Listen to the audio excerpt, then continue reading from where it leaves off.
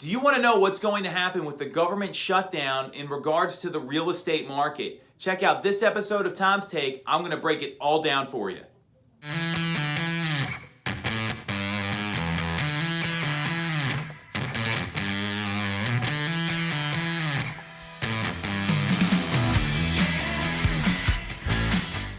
This is Tom's Take. I'm Tom Toole. We are talking about the December government shutdown. So thank you for the holiday gift, federal government. I'm glad you guys couldn't work it out again. That's not the point of the video. December 21st, government shutdown. What does that mean for people in real estate transactions or looking to buy and sell property? That is the intent here. So the first way this could affect real estate transactions is with flood insurance. And luckily, the federal government did the right thing on December 28th because originally NFIP, the National Flood Insurance Program, it's attached to the CR, the continuing resolution that was not passed by Congress. And without an extension, they would not be able to sell new flood insurance policies. So you need a flood policy to buy your home. You were in trouble. You couldn't get one. On the 28th, the government passed a controversial resolution. I don't know why it's controversial in my opinion. That's what the media is saying.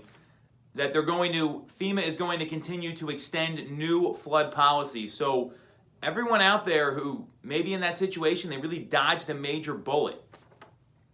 Second agency affected, FHA, Federal Housing Administration. So the HUD's contingency plan, Housing and Urban Development, their contingency plan, it states that FHA will endorse new loans in the single-family home loan program.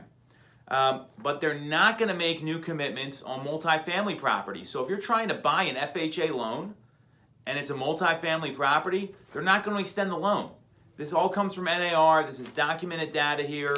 So that is one way that the government shutdown could affect you. So if you're buying a multifamily property, you're getting FHA financing, be wary of what's going on. Single-family homes, you're in good shape. The Internal Revenue Service, IRS, they're going to close and suspend processing all forms, including 4506T. So that's the request for a tax return. And as a result, that's something that a lot of mortgages are contingent on. You need to get a copy of your tax returns. So a consequence here is that, one, we're seeing that a lot of lenders are starting to lax the requirement for a 4506T, and they're going to adopt revised policies just for the shutdown that will allow for processing and closings with income verification to follow as long as the borrower signs the 4506T form. So you're seeing those tax returns, they're not getting filed now when a new loan is funded. So they had to make a major adjustment there. So you're not really going to be affected. You're probably going to have to get some paperwork after the fact to your lender. As long as you are being truthful, honest, verifying your income, it looks like you'll be okay there. The last one is Social Security. So Social Security is going to close, but checks are still going to be processed and distributed. Now the challenge here is that based on their contingency plan, when a government shutdown happens, Social Security numbers can be verified through a consent-based verification service, and that would be suspended under the contingency plan. So again, Freddie Mac, Fannie Mae, they're having to adopt these revised lending policies so they can maybe allow for an exception until the government gets its act together and gets back to work and works out whatever they're trying to figure out. So what I gather from all this here, these 4 points really, the IRS, flood insurance, FHA, and Social Security, is the big one was flood insurance, and the government did the right thing there.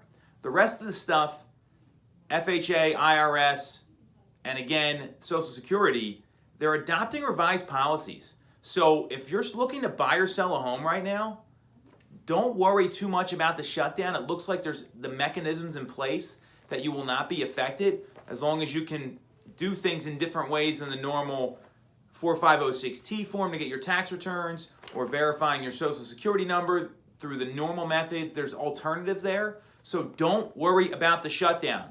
That is what I want to share with you here. A lot of this stuff, there's contingency plans in place because business needs to go on as usual. Just because the people in Washington can't figure it out and get it together doesn't mean people are going to stop buying and selling homes.